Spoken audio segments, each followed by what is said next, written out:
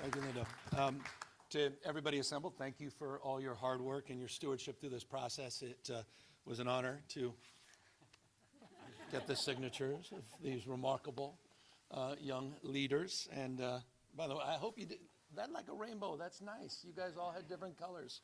And I appreciate that opportunity to celebrate what this is all about. And it's about the investments for these young children and their quality of imagination and this fundamental belief that everybody has the capacity to flow with the forces of life. Everybody has the capacity to thrive. And that's the spirit that brings us here in particular, the spirit that defines the $2.4 billion investment in the needs of those with special needs. These special people. And I don't say that lightly. I don't say that passively. I don't say that as an elected official who woke up to that. It's been a cause that was brought to me by my mom, who was very involved when I was a very young person in the work of providing support for adoptions for kids with special needs. She was working at the time for Aid to Adoption of Special Kids, the DeBalt family. She did a little bit of development work for them. Cannot tell you how many memories I have as a young child for that cause, and it created an imprint for me. It's one of the reasons I volunteered as a child in middle school and high school, college for Special Olympics. I was proud to be co-chair of the World Games here in Los Angeles, the Special Olympics with the Shriver family. It's why I'm so deeply involved and so proud of my administration for their involvement at the departmental level, not just the agency level, with Best Buddies. And making sure that we have these incredibly talented young people with intellectual disabilities working in key departments and agencies throughout the state of California. So this issue is personal in so many ways. And, it's an adjacent point, but, when you grow up as well with some reading and learning disabilities, you also are adjacent to this population in terms of your own experience and your own understanding and appreciation for the comment that Linda just made around standardization, that we've got to do more to individualize learning. All of us learn differently, and so we have to do things differently. And so $2.4 billion, as the Assemblywoman said, 43% increase year over year. You don't hear numbers like that. You've never heard a number like that in California. We're doing fine with some earlier investments, but there was this gnawing. We were, failing more efficiently, that we needed to do something bold. And so that was the idea when we landed this last budget. We want to land the plane with a pattern interrupt and do something that truly sort of wakes up the system, scratches the proverbial record, and creates a different expectation in terms of the investments. And by the way, that shifted from January, we're at a $509 million increase where I felt good, but not great. And then in the May revise, we added another $1.8 billion. And it said, we asked them, look, what do we need to do something meaningful here? And we were able to do that because of the legislative support and their leadership. And I'm very humbled and grateful by that. I don't want to go too into detail, but I would be remiss because it was pointed out by Assemblymember Alvarez and by Linda that this budget is not just about special education.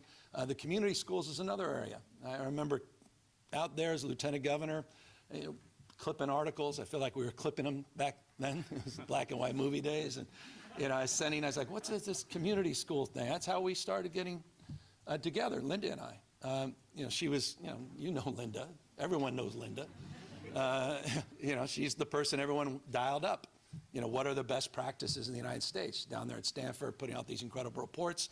She's writing about community schools, and I'm reading about some small pilots. And so I made some commitments on the campaign trail that we'd run some pilots. Never in my wildest imagination that I believe that we can get to a $4.1 billion multi-year commitment on community schools, and to see them flourish and to see them organically get more and more support, meaning it was no longer we had to push and pull and make the case.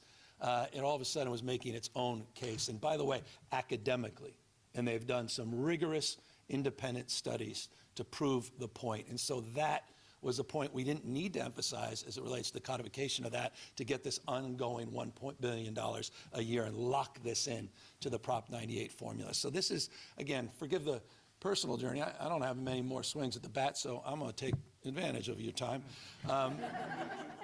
because I'm very proud of this. And it's just stubborn, persistent work. And by the way, Linda said, I wasn't going to do this unless you'll commit to me a deeper understanding of this. Education reform is not some one big idea and you walk away. It's not a single act. It's about a habit. It's a process, unfolds over a course of years and years and years. It's multiple strategies, all stacking together. And if you're committed to that, then I'll commit the time to you and this effort. And I think we did a pretty damn good job, Linda. 8 years working through all these things, all these budgets. I appreciate you. And we're starting to see those outcomes. Pre-K, come on. Pre-K, brand new grade. And the quality we put in that. You know, we invested not just in expanding slots, but the quality slots by making sure the teacher ratios were nation leading as well. And it's not just, you know, pre-K to 12, it's really pre-K to 14 from my perspective. When we did that free community college years and years and years ago. And, you know, I know it's free like a puppy. We're not naive. So we're looking at textbooks. We're looking at the full cost of attendance and open source and all of these things that came from that. The first school districts in the nation to provide 2 free quality school meals without any stigma attached to them. It was California that led that effort in the nation. And, you look back, after school for all, summer school for all, those were platforms that were promoted in campaigns that were never delivered at scale. Summer school, the investments we made together, they're being we're here experiencing them, taking shape all across the state of California. And so across the spectrum, including literacy, which you cannot overlook. I know Marshall's here. He's like, why didn't you bring up literacy if I didn't? Where are you? There you are. You know, we're very proud of the work we all did together on that, and just moving away from the old binaries. We got here, and it was only one conversation: education, charter schools or public schools. And it's like, God, you know, it was years and years of just this. And now we're in a different space. So I'm glad to be here with you in this space, and very, very proud of the progress and proud of the work that's been done by the folks behind me. One final thing, because there's a bit of an elephant in the room. I'm also proud of the governance reforms.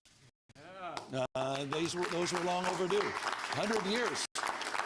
And so, you know, that was stubborn, and it's meaningful because it will carry this work forward in a way that justifies these investments. Governing matters. You know, program passing is not problem solving. It's the hard work after a bill is signed. That's when the job starts.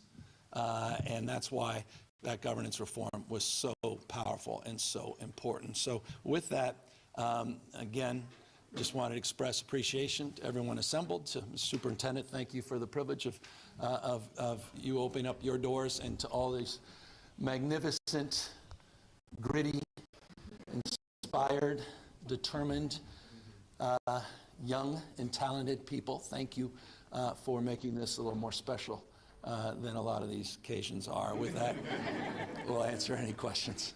Thank you. One on-topic, one off-topic question. You just mentioned the elephant in the room. Superintendent Thurman is not here. He's criticized the overhaul of the Department of Education. He even called it a gimmick.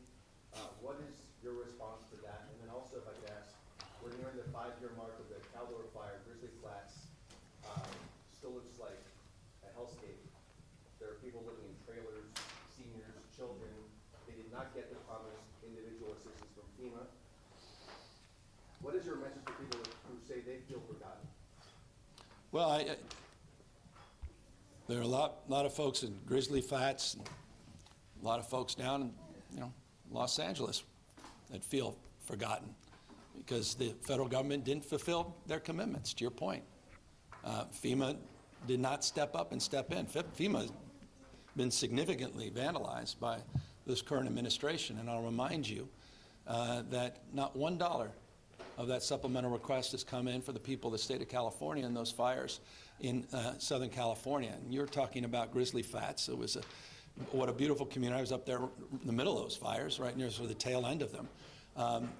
Reminds me, some of those conditions remind me a lot of Paradise when we were up there as well. And, towns being wiped off the map, lifestyles, places, traditions being impacted, not just individuals and communities, whole communities. And so we have a lot more work to do.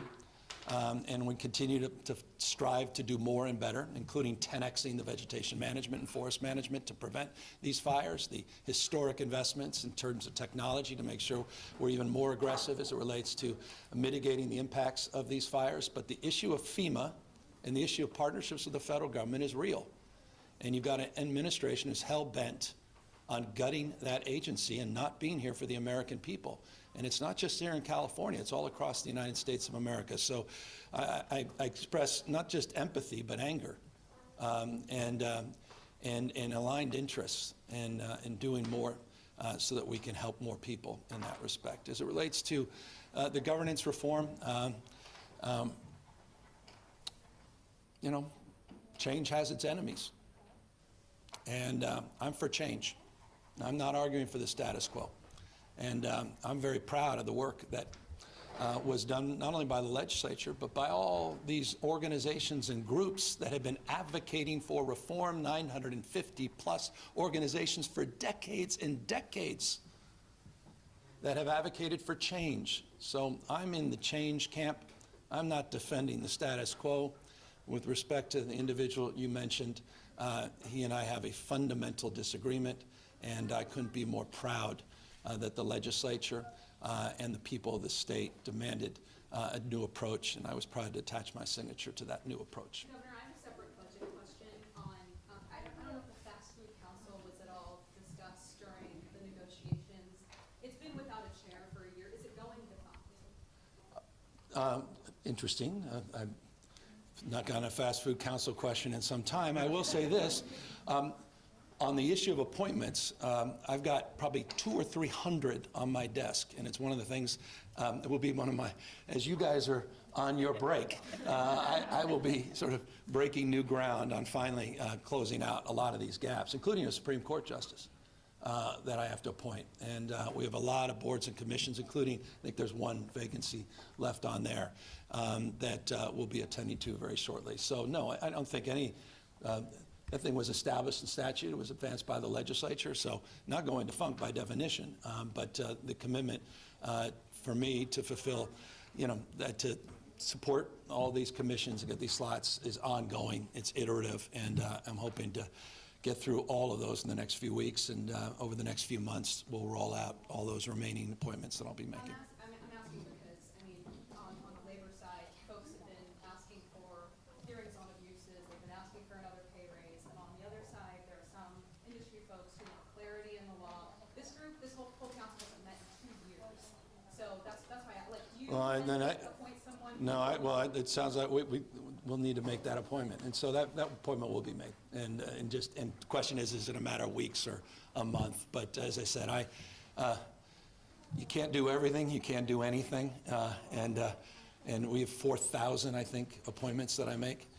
So there are hundreds and hundreds and hundreds, quite literally, I can assure you if you saw my desk, that have been vetted, and they're just waiting for my final decision, and I'm hopeful that's in there as well. Governor, on the What details can you provide on the FBI federal investigations into you, your wife, your staff? Not much more than has already been provided. I mean, this is purely political. You've seen some of the reporting. I'm not sure. Maybe you guys have reported it as well. People have stated pretty clearly that they were directed to find something. Have more people been contacted in your circle? To find something. Just directed. Find something. It says everything you need to know about the United States of America under Donald Trump. And so we continue to, maintain vigilance as it relates to the just weaponization by the Department of Justice and other power ministries under the Trump administration. And A lot has been reported, and I don't have much more to add, except it's pretty disgraceful. On that topic, can you explain more why you decided to reveal those details first, Governor? In the video, you also would acknowledge that you are considering the 2028 presidential run. So again, can you emphasize more your decision? That was table stakes. And it's pretty obvious that I'm not timid as it relates to calling out the abuses of the most corrupt administration in American history. What more evidence did you need than the tax returns that he just put out, the $2.2 billion in income that Donald Trump has received, the fact that investors in his meme coin lost $3.8 billion, was it? While he made out with over $600 million, the great grift. You saw that on display, vulgar display, with a $400 million Atari plane that he had to get off because apparently it's not even mechanically sound as it relates to its defense positioning, where we spent hundreds of millions of dollars not on developmental disabilities. In fact, they cut that budget. Trump administration cut the budget for kids with developmental disabilities, but had no problem increasing the budget for his vanity for a private plane that he'll be taking with him when he leaves the administration, the most corrupt administration in history that has gone after his opponents consistently. And so I was clear in that statement why I did what I did, and that was the abuse was overwhelming. Poor and innocent people getting knocks on the door first thing in the morning, having to hire private attorneys, lives and reputation at risk for no other reason they want to take me out, going after my wife. Doesn't have the gut. He's tried. He reported that. Couldn't figure out how to get me. Now he's trying to find anyone around us. That's America. That's abusive. It's wrong. So I wanted to socialize it because I thought it was the right thing to do. People need to know what's going on. And there's a certain point where it's just enough's enough. And we absorbed a lot of it. And I said, this is ridiculous now. Just going in 52 different directions. Again, because they were told, find something, anything. Governor, as you get ready to campaign on behalf of Democrats here in Nevada and in other states, I just wanted to quickly ask about the inter-party tension around DSA. Specifically, there's alignment around this idea that addressing affordability is a top priority. A DSA candidate might look at something like universal TK or national billionaire tax and identify with that as a potential progressive solution to that affordability issue. But not all Democrats are necessarily embracing that Big Ten expansion to nominee philosophy that you've espoused. Do those Democrats risk missing the moment and opportunities to energize the base, or do you think it's reasonable given the likelihood they'll face attacks over the socialist list? Look, as I've said, I'm for addition in the spirit of academia, not for subtraction. I think we're all better off, and we're all better off when parties are better off when they have some grace and humility, and there's fundamental shared values that unite us together. But we're many parts, and maybe it's just deep familiarity. I ran against the vice presidential nominee for Ralph Nader, member of the Green Party, for mayor. Progressives in San Francisco were the early versions of the DSA. I've seen this all my life. I think it's incredibly healthy. I don't understand this sort of notion it's zero sum. And it's always been present in our politics. I've been sort of mystified by the punditry. There's a lot of, I get for certain reasons, there's an over-indexing because they want to paint a picture of the party. So I get the mishigash in that respect. But Howard Dean before the Scream, was a different kind of progressive politics. The Green Party was in ascendancy during, the early, late part of 99, 2000, 2001, 2, 3. Progressives, in all stripes of the sort of early DSA. And what are they promoting? TK, you're right, for all. Free community college, low carbon green growth, cap and trade, equity, higher minimum wage, $25 for healthcare workers. In Ashley's point, $20 for, I haven't checked the latest indexing, I think it's going into effect shortly on our May. Those are what they're advocating for. We're advocating for all of that and balanced budgets, not to be profligate, to be progressive. And we made that point with the budgets, 2-year budget, where we also made historic investments in what else they're advocating for, which is child care. No other state, no another state in the United States. We just need to name it something. I think we're failing on that. 149,000, this is important. More important perhaps even than the next question. And let me, and now I'm going to get to your question. But hold on one second. 149,000 new subsidized child care slots. We just did another 22,700 in the budget. That's a big deal. That's a big deal. I'm proud of that. Members of our party, members of the DSA are also promoting that.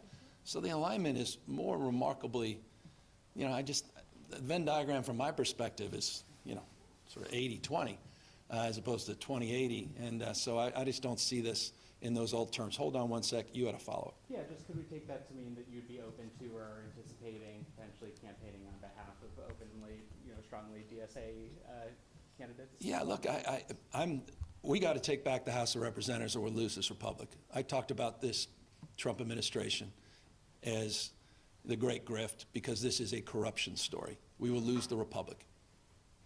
I made a point on July 4th. If you haven't seen my speech, you should take a look at the speech. You'll know exactly my mindset. We will lose this country unless we're vigilant about what's going on in terms of election security. This is serious, a 5-alarm fire. This guy is not screwing around. He's just winding up. More unhinged by the hour. I mean, look at the performance overseas, NATO. You know, now Spain's one of our biggest enemies. I mean, this is serious stuff. So yes, I will advocate to take back the House of Representatives. I'll advocate to make sure that there's a system of checks and balances so we can truly celebrate the 250th anniversary of the best of Roman Republic and Greek democracy and our founding fathers, because that's what a republic is all about, for which it stands. 3 independent co-equal branches of government. Not the power ministries that I described, and the DOJ and the FBI and the IRS, and those that countenance it, and those that cover for it.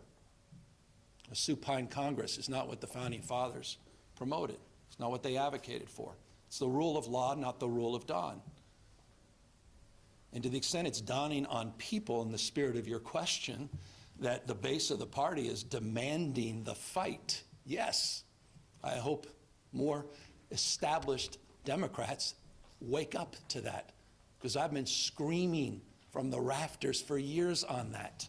That's what Prop 50 represented. Not just press release, it wasn't an op-ed, it was action. It was making real our values. I think that's the fight we need in this country. Forgive me. So, Governor, districts like Sacramento City Unified say that special education costs are helping push them for digital crisis, while families say that students still are not getting adequate services. Yeah. So how would you ensure that this invest actually reaches students? Well, the student comes with $1,340 per pupil investment. So it's numeric, specific to the student. The investment and shape to answer the concern. These are dollars moving forward. I can't make up for the past. We've been muddling along, doing better than we were in the past. But as your, I thought, very thoughtful question reinforces, not good enough. And that's what is represented here today. But Linda, perhaps you can talk more, put a little more color to this, because as you move forward, we move forward with the implementation of these funds. More prescriptively, perhaps we're able to answer that question. Well, the funds will flow to the districts on behalf of the students. There are several pieces, and I think actually you identified many of them that are part of it, so maybe you want to join me and talk about how all the pieces fit together. I'll just say that in addition to, one of the things special education students need most are really well-prepared teachers who know how to meet their needs. So in addition to the money that's going to go directly for services, we also have funding in the budget to recruit and prepare well special educators themselves, which is going to be a big part of making sure those dollars matter. And then you could speak to the Yeah, other there's pieces no that you- single one solution that's going to help our families that have children with disabilities to make sure their children are getting the services and supports they need. But it's been a suite of solutions that we've put forward in this budget. So it's the support inclusive practices that will make sure that our educators are getting the training that they need for team taught or co-taught classrooms. It's making sure that the extraordinary cost pool and the low incidence fund are more robustly funded than ever before. So for those school districts that have those students with higher cost level, there's now a pool of money that they can tap into. Those funds have been oversubscribed for years. And we're now finally approaching levels where maybe we'll right-size that fund and actually meet the needs of the families that are seeking it. And then for our students with extraordinary disabilities, the pathways to diploma and making sure that law was passed a few years ago, but it was under-supported. And districts needed technical assistance. Well, now we're providing the funding to make sure they get the technical assistance that they need. So it's not just gonna be one thing or another. We have to keep a close eye, but increasing the per pupil funding is gonna take us a large part of the way there. And then it's up to our LEAs to make sure that the resources we're allocating to them are going exactly to the students that need them. And so for our community members out there, this is your opportunity to communicate with your Board of Education. I was a former school board trustee. I had robust relationships with my community members and did listening sessions with them. And that's how I was able to come to Sacramento and ask for these very specific items for special education, because I was listening to my community. So I think community members need to go out there and speak to their boards of education and their superintendents to make sure that the resources are allocated appropriately. I was just going to say, Speaker Rivas chose wisely by putting her as chair of the Education Committee. On the issue of school funding, there's a measure on the ballot to extend the tax on higher earners, which provides funding for schools. Oh, yeah. And I'm wondering if you have thought about or are concerned at all that your opposition to the other billionaires tax on the ballot might confuse voters with so many different tax measures on this year's ballot. Yeah, I certainly hope that's not the case. Well, actually, it's interesting you bring this up, along with all these commissions that I'll be appointing and boards very shortly. Just so I can get it out of the way, so you don't have to be persistent saying, well, what's your position on Prop X, Y, and Z? We'll be putting out where we are on all those measures. But yeah, that's part of the campaign, and I think it's a legitimate question, and it's one that is reflected a little bit. A few months ago, someone, I didn't see the details, any of the tabs on it, but they made a point that some of the polling suggests that other tax initiative that you're referencing can actually impact and reduce the likelihood of the extension of the existing tax rate that has been promoted.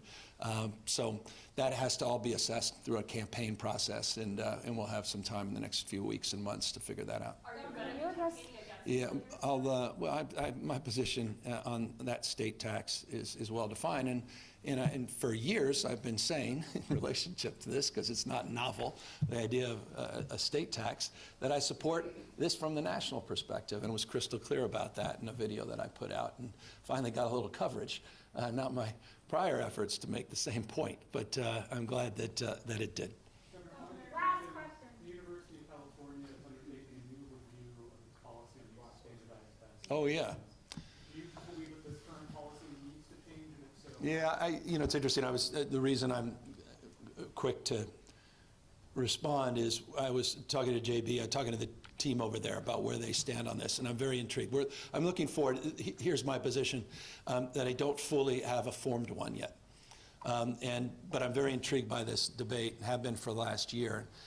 Interesting, talk about clipping articles. I sent my team, trust me, they're not happy. For over a year, I said, so what do you think? How's this really, are we producing the kind of outcomes that we intended? And then the faculty came out, and then I went, come on, guys, let's take a look at this. So we had formal conversation with some members of the regions at the regental level. I'm glad they're taking a look at it. The faculty seem concerned that if there's a further delay in assessing this, or if this takes years of working groups, that you're talking about a decision that affects students only much later. Yeah, I don't think they're. I think they're. Yeah, they're moving. They were. It's interesting when the conversations that I had at the regental level, they were already in the process of reviewing this. So it's very much on their agenda. And again, merit and demerit aside, I think it's a healthy conversation. That's my opinion. And it's one, again, that for over a year I've encouraged. And so I'm pleased that they are taking a look at it for no other reason than what are the facts? And let's assess the data, not feelings. And so I think it's about time we do that. And so I think it's a very positive thing. Governor, question about Graham Plattner and that Senate race in Maine. Do you think that the party failed to thoroughly vet him? And what do you think? I'm looking forward to the nominating process, supporting a Democrat in that race. I'm already, forgive me, turn the page and move on. I can't get into the merits of what they do in Maine in terms of that vetting process, et cetera. I just don't know enough to have an informed opinion. Clearly, there wasn't enough vetting done, so that's by definition table stakes in this conversation. But for me, the stake in the ground is what do we do to win and move forward? And every second we're talking about the past is a second wasted in terms of the essential nature of that race in the context of taking back not just the House of Representatives, Speaker Jeffries, but also taking back control and wresting control away from a Senate that has been hell-bent on rolling back, as has the House of Representatives, a better part of the last half century in this country. Governor, they're headed to Nevada later today. I believe you've been very active in... Well, how do you all know my schedule?